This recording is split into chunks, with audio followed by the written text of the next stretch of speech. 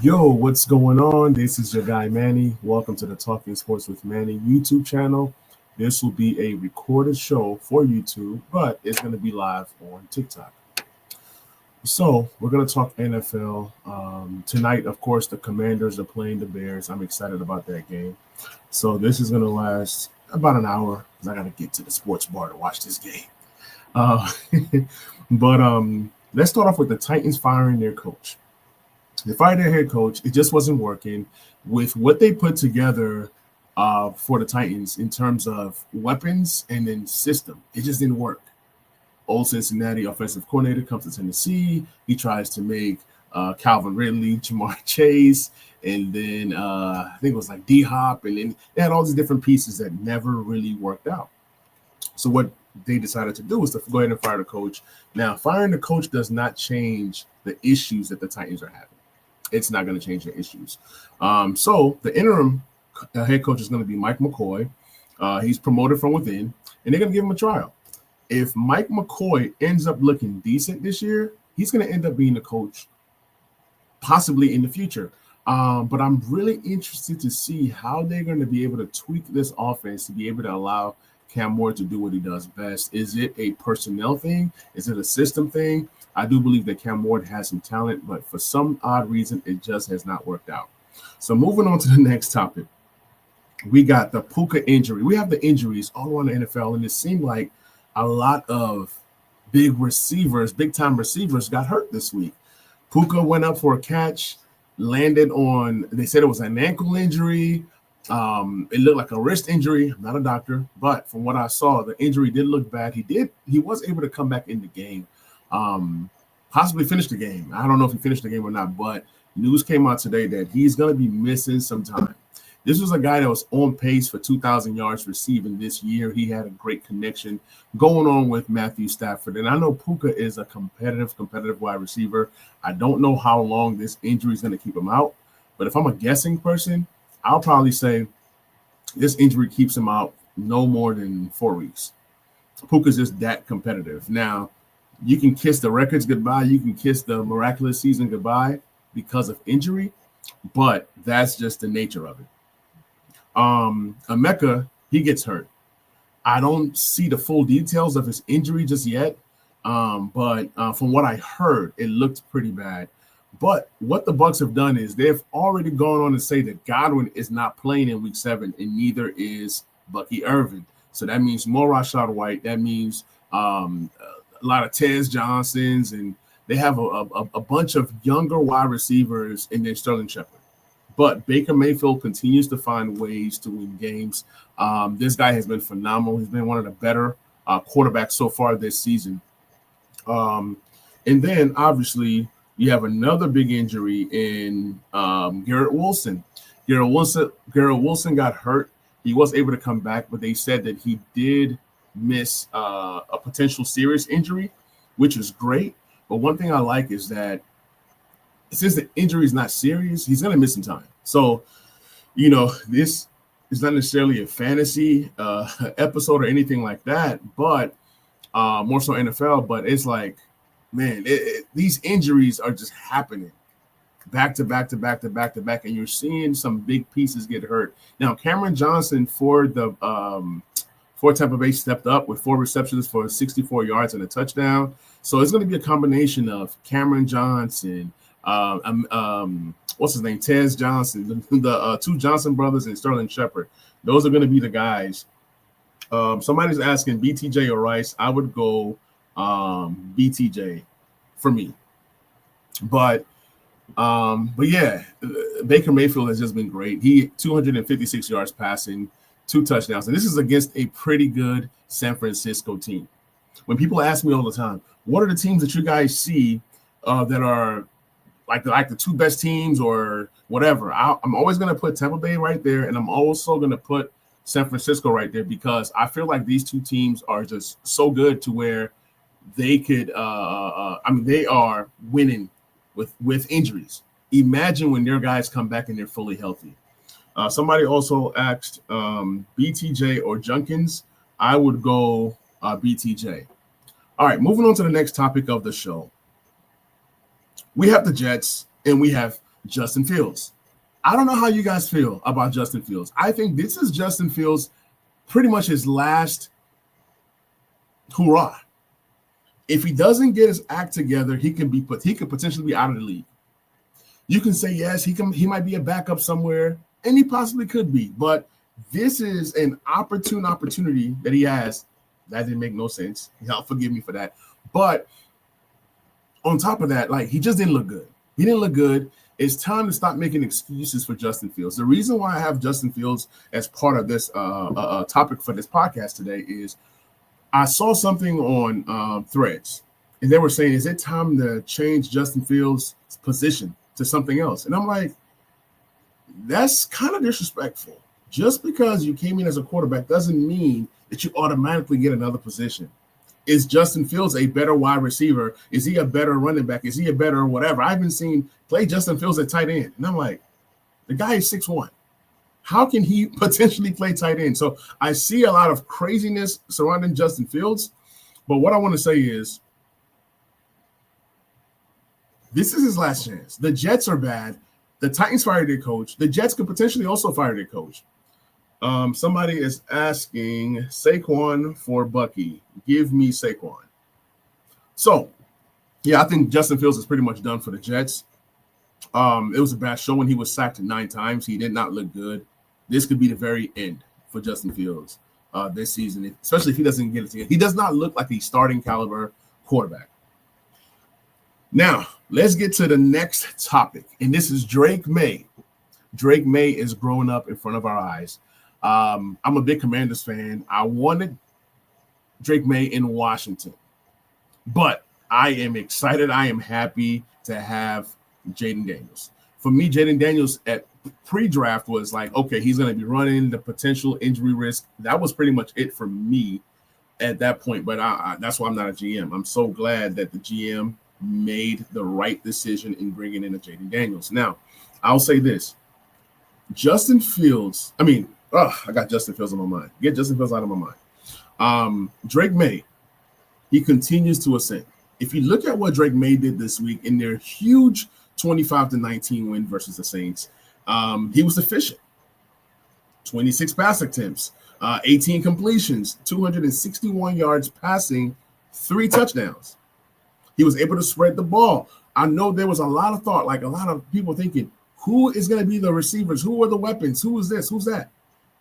Drake Maye is making receivers look good. Remember, Kayshon Boutte was supposed to be a guy that was coming in, supposed to have a lot of a pedigree from LSU, and then he ended up not being good, right? Drake Maye has elevated Kayshon Boutte's game. This past game, 5 receptions, 93 yards, and 2 scores. And if I look at Boutte's season so far, 18 receptions, 301 yards receiving, and 3 touchdowns. This is a guy that's on pace for 1,000 yards. And none of us would have thought that coming in. This was a guy who fell in the draft because of speed and this and that. He was a 6th-round pick. And here's Drake Maye making this guy look like a valuable wide receiver. No disrespect to him. Now, I would say this. He made guys like Demario Douglas step up this past game, right? You already have Diggs, who's been good prior to the last 2 weeks. You have Hunter Henry. He's really brought this receiving core together. Drake Maye is the glue, and he's very consistent. He's very accurate. He completes a ton of his passes. The Patriots are 4-2 right now. You know, you're going to have a game tonight in Buffalo that if Buffalo somehow loses this game, you now have the Patriots being the first place team in that division. So that's pretty crazy. That's something that I didn't imagine. I'm going to get to a few questions. I can't get to all of them because of the kind of show this is today. It says who's scoring ton? Okay, it says without Scary Terry. Yeah, Commanders without Scary Terry tonight. It says, what's your opinion on what happened between Patrick and Branch after the game? I'm going to get to that. Appreciate you for that topic. I'm going to add that to my topic of things to talk about. The funny thing is, like, matter of fact, let's go ahead and talk about it right now. After the game, I did not see the interaction. It was until I got on X and then got on Instagram this morning that I saw Branch knocking Juju Smith-Schuster down to the ground. So my understanding was Pat went to go shake Deion Branch's hand, right? Deion Branch was like, no, I'm not shaking your hand. And then I saw an interaction with him and Juju Smith-Schuster.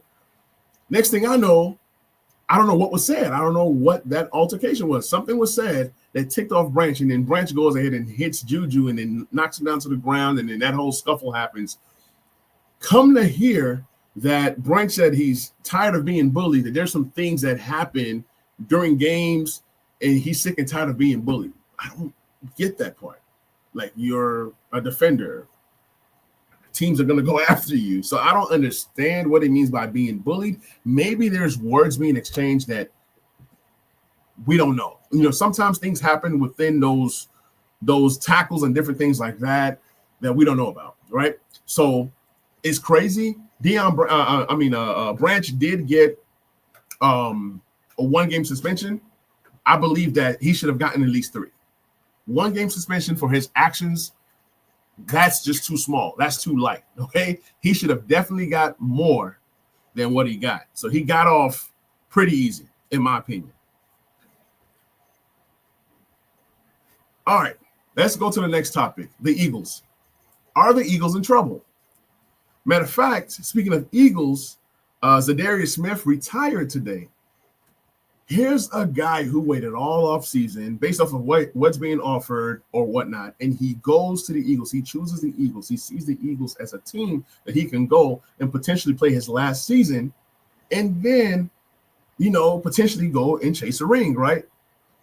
For Zadarius Smith to be retiring now, what does that tell you? For him to retire now, it tells you, you know what? There is trouble in Philly. I do not like what's going on, and I want to get the heck on out of here. So for him to retire, I mean, I made a joke about it. People have made jokes. People said Jackson Dart is the reason why he retires. But here's an Eagles team that is still searching for edge help. They're looking for pass rushers, and Zadarius Smith now retires. What does that say about the Eagles? Do you guys think the Eagles have what it takes to turn this thing around? Do you guys think the Eagles are taking a step back? Because if you look at it, they're now dealing with injuries. Saquon Barkley doesn't look good. A.J. Brown wants to get on out of there. There's Jalen Hurts can't make the open throws sometimes consistently. He does make good throws, but he doesn't make the throws consistently. Just like in the Giants game when he had Devonta Smith streaming down the side, and if he hits him, that's 6. And then in the red zone, throwing that interception. So something is off. And I don't think this warrants the coaching to be fired or the coach to be fired or anything like that. All right, breaking news. Dalton Kincaid is out for tonight's game. So for those of you guys who play fantasy, and if you guys need a replacement for Dalton Kincaid, go grab Dawson Knox right now. All right, I'm going to get to 1 or 2 more questions. My guy says roll tide. All right. How will Debo do tonight? I think Debo is going to be great tonight. Let's go ahead and talk about Commanders and Bears. Debo's going to be great tonight. The Commanders have elevated 2 receivers from the practice squad. There was a Commanders fan that tweeted me today. They were like, "Hey, what's going on? Is Debo going to be out?" I'm like, "No, Debo's going to play." Adam Schefter confirmed. But what I'm looking at is you have Debo, and he was returning kickoffs, right?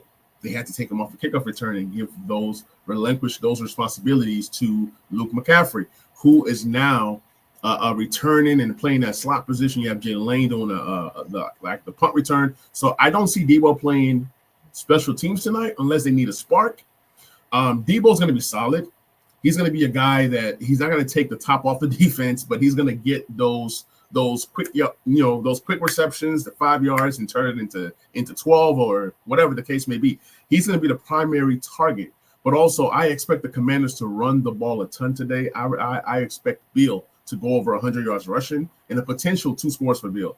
It's going to be a combination of Beal and Rodriguez. The Bears are terrible at stopping the run. So I expect more of it's going to be a collective effort. You're going to see Jaden spread the ball today. You can see Luke McCaffrey do well. Maybe Jalen Lane, maybe Ja'Cory Brooks, who's a guy that I like coming out of Louisville.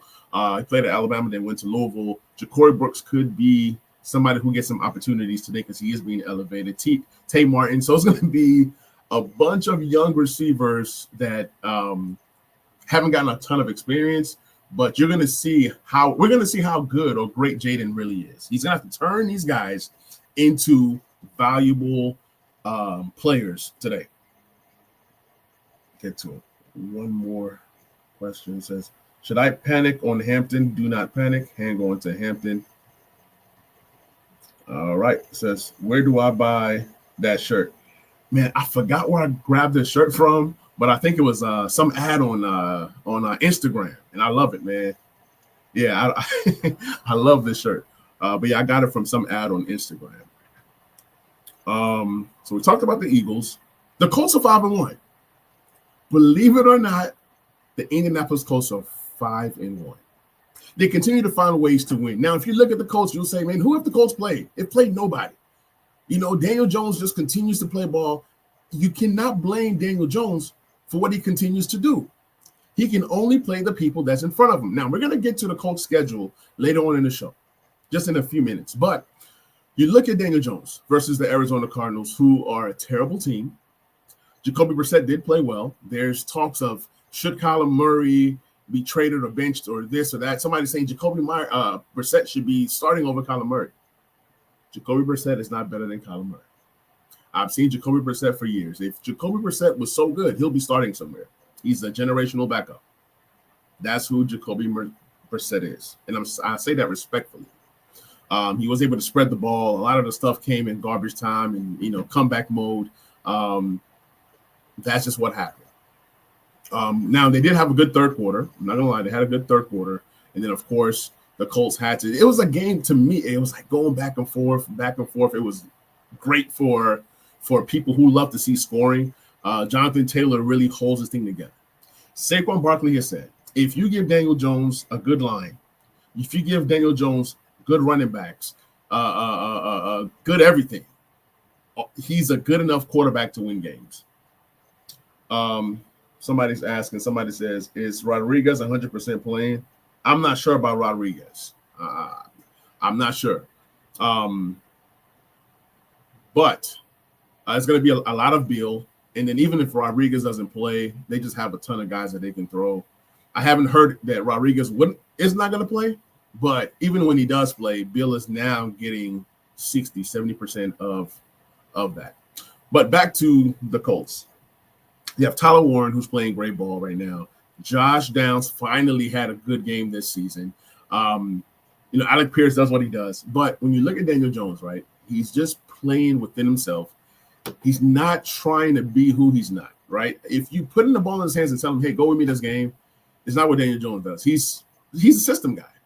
Now, my question for those that are watching on YouTube, or listening on the podcast or whatever, are the Colts going to pay, or should the Colts pay Daniel Jones? Because after this season, he's going to deserve some money. So my question is, does he deserve the money? If you look at what he's done right now, he's thrown the ball 1,500 yards, 8 touchdowns, 3 INTs. That's pretty much going to be Daniel Jones. When it's all said and done, he might have 4,000 yards passing, about 27 touchdowns, and about 9 picks. That's what I see out of Daniel Jones. Those numbers are solid. We're going to see what happens when he starts to play better competition. But they're 5-1, one of the best records in the whole AFC. So those are things that you got to pay attention to. Now, I'm going to pull up the Colts schedule. They're going to play the Chargers, who's been struggling. This is going to be at the Chargers house. You're going to play the Titans, the lowly Titans. That's pretty much an easy win. You're going to play the Pittsburgh Steelers at Pittsburgh. That's going to be a tough game. Okay? You're going to host the Atlanta Falcons. You're going to go to Arrowhead versus the Chiefs. That's another tough matchup. Then you play the Texans, which are up and down. The Jags look good this year, which is a division game, a game that could also potentially shape that division. Then you have the Seahawks, who've been playing good ball. You have San Francisco. You have Jags again, and then you have Houston. Let's see what their record looks like down the stretch. These last 7, 8 games, even 9 games are going to be tough. After they play the Titans, it's going to be a tough schedule the rest of the way. So we're going to get to see how good this Indianapolis Colts team really is. We don't start to know who teams are until week 10, week 11. You know, in December, when it gets colder, that's when we start to see what these teams look like. Playing in a dome versus going to Arrowhead, you know, in November is a difference. It's a difference. So, I don't know how the season ends for the Colts or Daniel Jones. Should be interesting. Get to a couple of these questions and then go to the next topic. Since I'm not saying the time, but them reps are so biased when it comes to Mahomes. Yeah. Mahomes does get a lot of calls. Says Bill rush attempts. I think Bill gets, I want to say 23 carries. I mean 23 touches. He could have over 16 to 18 carries. If the Commanders have the lead, you can see a potential where Bill gets over 20 to 25 carries. I can see that, especially if the Commanders have the lead. They're going to have to run the ball. All right, so moving on to the next topic. Let's talk about the Seahawks and JSN. JSN right now is looking like the best wide receiver in the league. The guy frequently gets open, and there was talks about how is Sam Darnold going to mesh with JSN. And what has happened is Sam Darnold is the number 3 quarterback right now in the NFL in passing yards. So you have to love what Sam Darnold is doing. He's producing at a high clip. He has that connection. He's moving the ball. He's limiting his mistakes. Now, Sam Darnold in the postseason, I don't know what to tell you. I do not know what to tell you when it comes to Sam Darnold in the postseason. But as of right now, he has that connection going. JSN, as of today, this is before the Monday night games, he is the number 1 wide receiver in the NFL in terms of receiving yards. He is doing everything possible to help his quarterback. You know, then you have Puka, of course, and you have George Pickens, you have Emeka. So the injuries to Puka and Emeka is going to drop them. You know, the resurgence of Jamar Chase. We're going to talk about Flacco in a minute. We're going to talk about Flacco next. So I'm loving what I'm seeing out of JSN. I don't know how good this Seattle team is going to be, but, man, JSN looks great. He's looking like a guy that could potentially lead the league in receiving yards. And then, of course, the touchdown upside is there. Let's see. Somebody asked, Knox or Loveland? I would go Knox. All right. So let's talk about Joe Flacco, what Joe Flacco means or meant to just not his team, but the AFC North. You had the news. Mike Tomlin comes out and says, you know what? I don't know what's wrong with the GM. Trading Flacco, a guy that was a day 1 starter, a guy that you believed was a day 1 starter, and then now you trade him to the division. My thing is, Mike Tomlin, this has nothing to do with you. Worry about your Pittsburgh Steelers and let the Bengals worry about the Bengals. Let the Browns worry about the Browns. It does not matter. Now, Joe Flacco comes in. He played decent. He didn't play great. He played decent. One thing I can say is Jamar Chase was happy. T. Higgins was happy. That offense was able to move the ball versus a pretty good Green Bay defense. You know, he did throw 45 times. He did complete 29 completions. You know, 219 yards passing and 2 touchdowns. Not a lot of yards, but it's an improvement from Jake Browning. One thing that we want to take note of is that Jamar Chase did get 12 targets. He caught 10 for 94 in the score. I think that this is going to help Jamar Chase. This is going to help T. Higgins. This is going to help the offense in general. People are asking, how does this affect Chase Brown? Is Chase Brown going to play better? He didn't play. I mean, he slightly played better. It was 9 carries for 42 yards. So I'm going to look up who Cincinnati plays next, but they started out 2-0, and now they've lost 4 straight. And it was a tough task bringing in Joe Flacco in here and saying, hey, get out there and win us again. You've beaten Green Bay before. Go beat them again. That was hard to do at Green Bay. So it didn't go in their favor, but I'll say that they should be optimistic that, you know, This helps. Now I understand why Mike Tomlin is mad. I just looked at the schedule, and they're going to be playing the Steelers next week on primetime. So, yeah, you can now understand why he's pissed off. Matter of fact, they're playing Thursday night. Should be a good game. Steelers versus Cincinnati.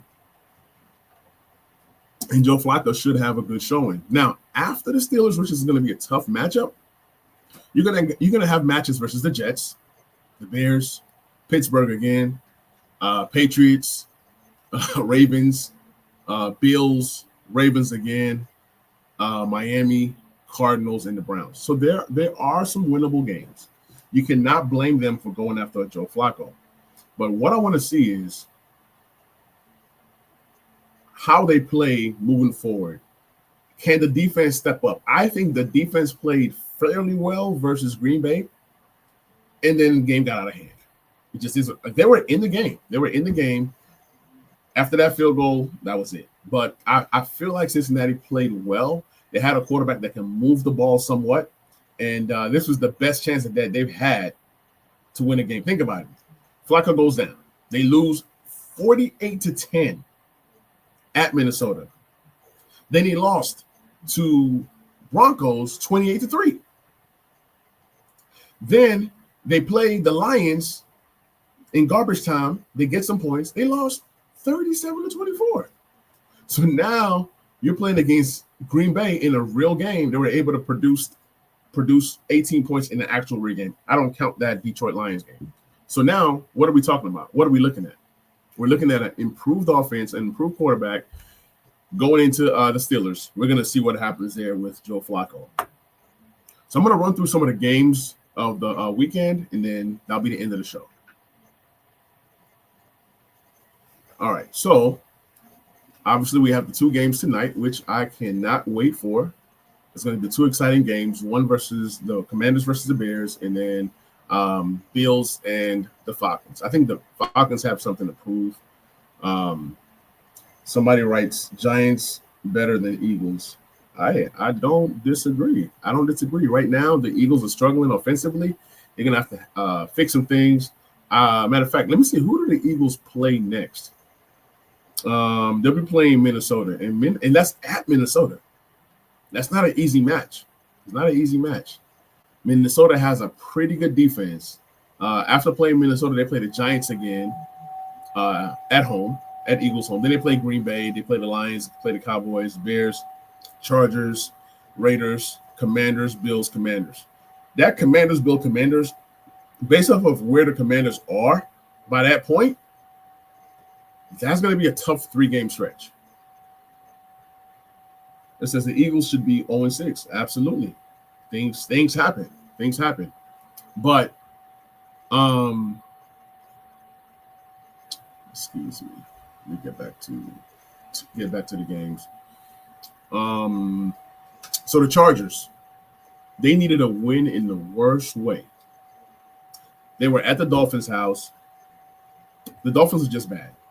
Devon Achane had a great game, 16 carries, 128 yards rushing, 2 touchdowns. Ladd McConkey finally woke up, had 7 receptions for 100 yards and a score. Justin Herbert did just enough. He did what he needed to do to clinch this win. They get the field goal. They get this win. Great win for the Chargers, who this could have spiraled out because they started out 3-0. I thought these guys were going to be really, really good, which they still are or can be. And then they just kind of just started losing, right? If you lose to the Dolphins, if you lost to this 1-4 Dolphins team, what does that say about Justin Herbert? What does that say about the Chargers? Yes, you have injuries, right? You've lost some major pieces, right? But Vidal played great. 18 carries, 124 yards rushing.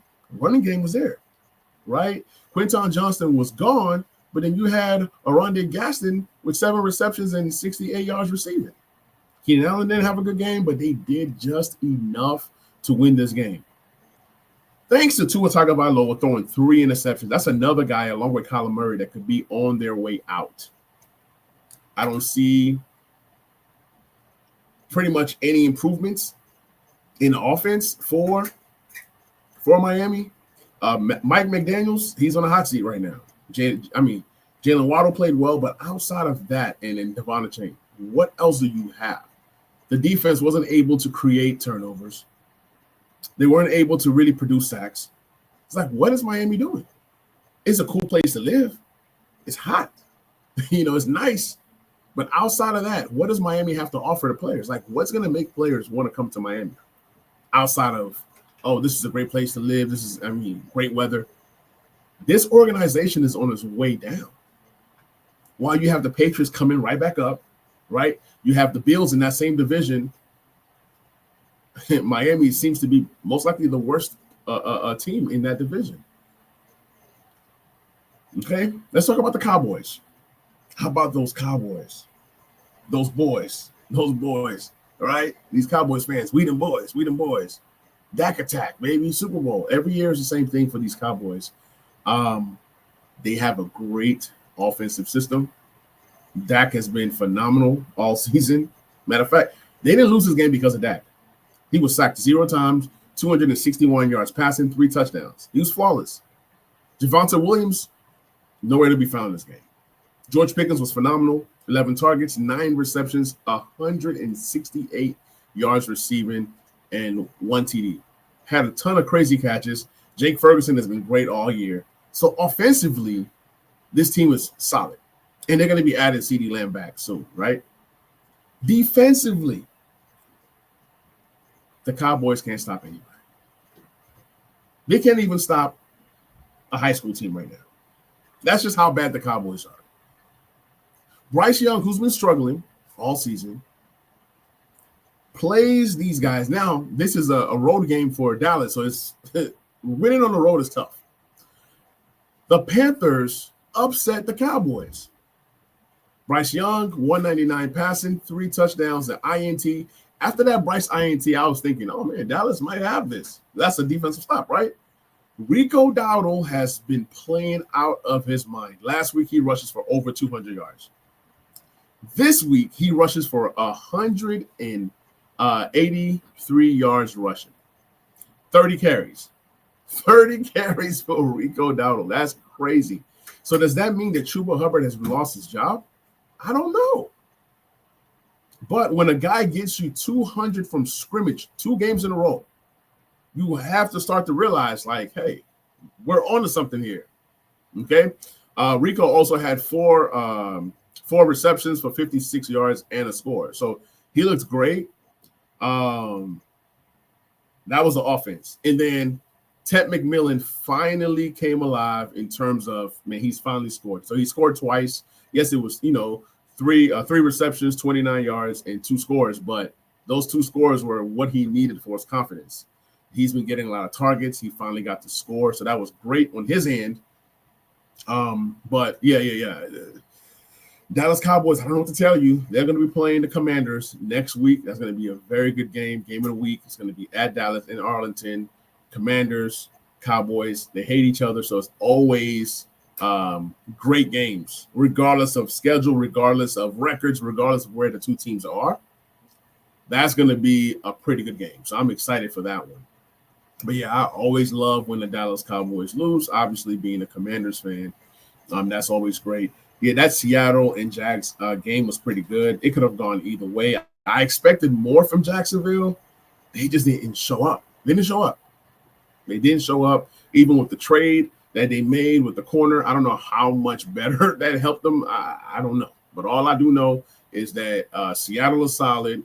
Of course, Jacksonville, I still believe, is a solid team. This game doesn't really affect either team.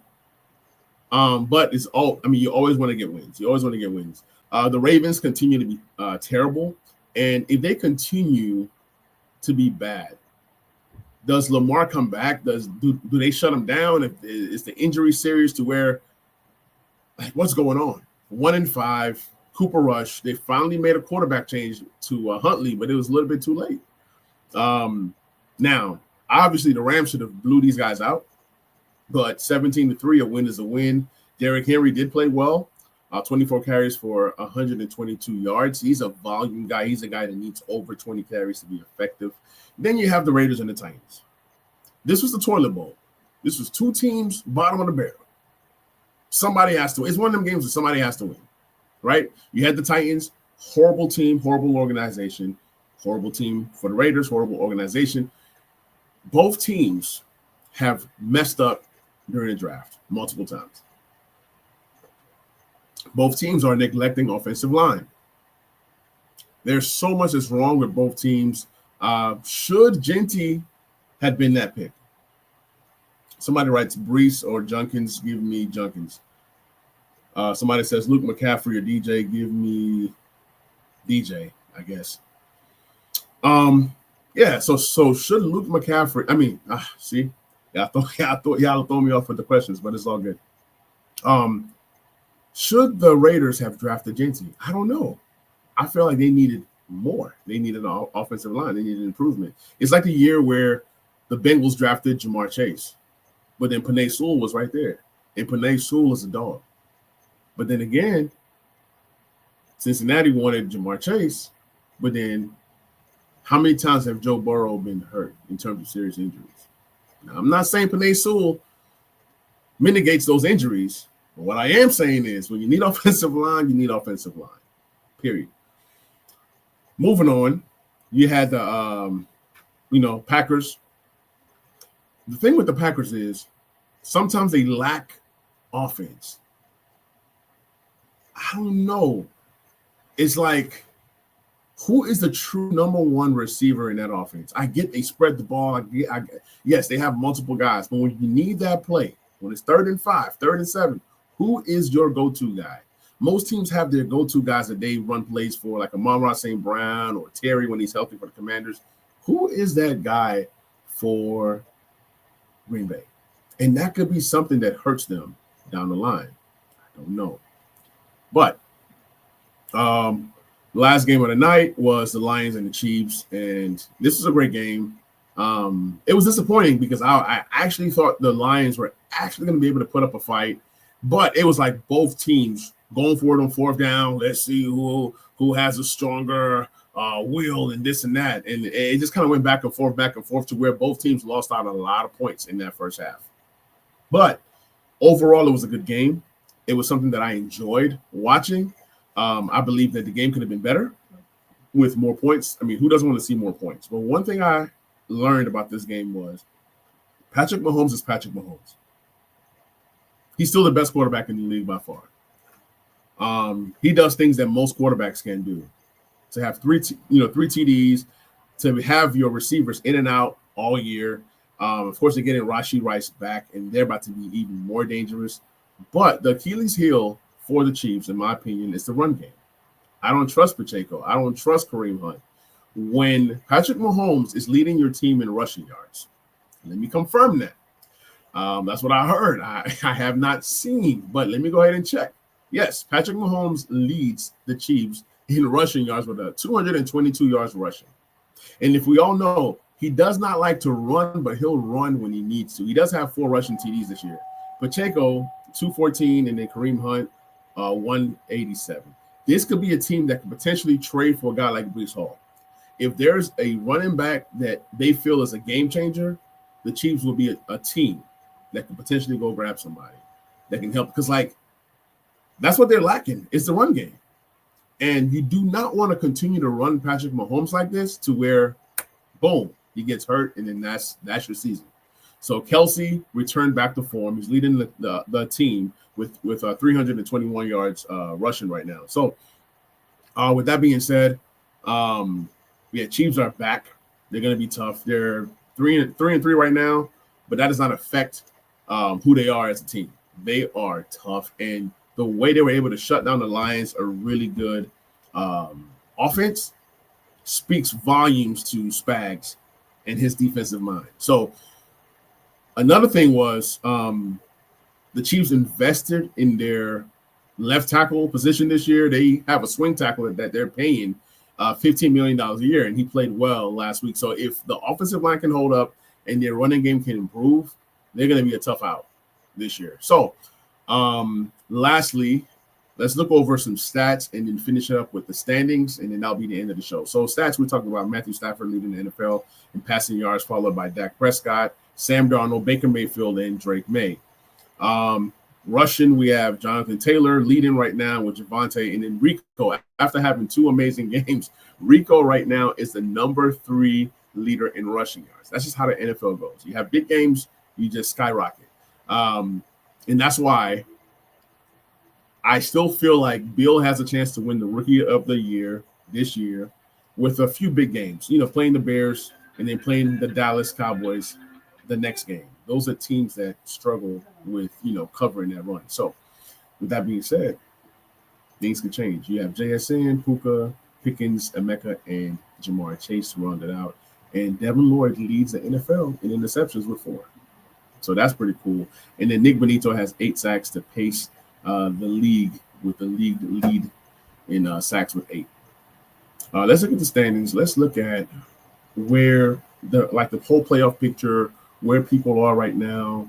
Let's see if things could change, or it's always kind of good to see how people rank right now, even though it's still just 6 weeks in, and then there's still a few teams left to play. So you have New England. The Colts leading the AFC right now with a 5-1 record. You have Pittsburgh Steelers right there. You got the Bills. They know that the Bills know this game that's coming up is a huge, huge game, right? There can only be one team that gets a bye. And I'm telling you, there's going to be some teams in the AFC and NFC that are going to be so mad missing out on a bye because going to play in a playoff game. We saw what happened last year with the Lions. We saw what happened last year with the Vikings. When you get into the playoffs, it's 0-0. It's a whole new ball game, and the hottest teams typically come out on top, right? So if the season ended today, your top 7 in the AFC are the Colts, Pittsburgh, Bills, Chargers, Jacksonville, Broncos, and New England. The Patriots are out right now, and that's why every game matters, especially with the standings. It's going to be a great second half of the season. I can't wait. It's going to be – you're going to see these things change back and forth. And look at Pittsburgh. Who knew that all they needed was an Aaron Rodgers to be very relevant this year? That's pretty interesting. Now let's look at the NFC. You got the Tampa Bay Buccaneers at 1, right? Then you have Green Bay. Then you have San Francisco, the Eagles. Then you have Seattle. Then you have the Lions. And then you have the Rams. Okay, the Commanders haven't played, but if the Commanders were to win tonight, they're going to be potentially, if the Commanders win tonight, they'll have first place in the NFC East because the Commanders are 2-0. Let me see, against the conference. Nope, I'm wrong. The Commanders are 1-2 in the conference, and the Eagles are 3-1 in the conference. So the Eagles will still be in first place, but it just shows you that every single game is important. And even in the NFC, man, you have teams like the Giants coming up. You have teams like, Dallas is fighting. You have the Bears are fighting. Everybody is in it. And some good team is going to win 10 games in both conferences and not make the playoffs. So, guys, this is a show. This is the Talking Sports with Manny podcast. Appreciate those of you guys that are watching on YouTube. Appreciate those of you guys that watched the show and the episode on TikTok Live today. Kindly appreciate it. If you guys have never heard of me before, please feel free to follow, to subscribe, share. And then tomorrow I'll be having another show, but it'll be fantasy based. Appreciate you guys, and I'm going to catch you guys on the next episode. I'm out. Peace.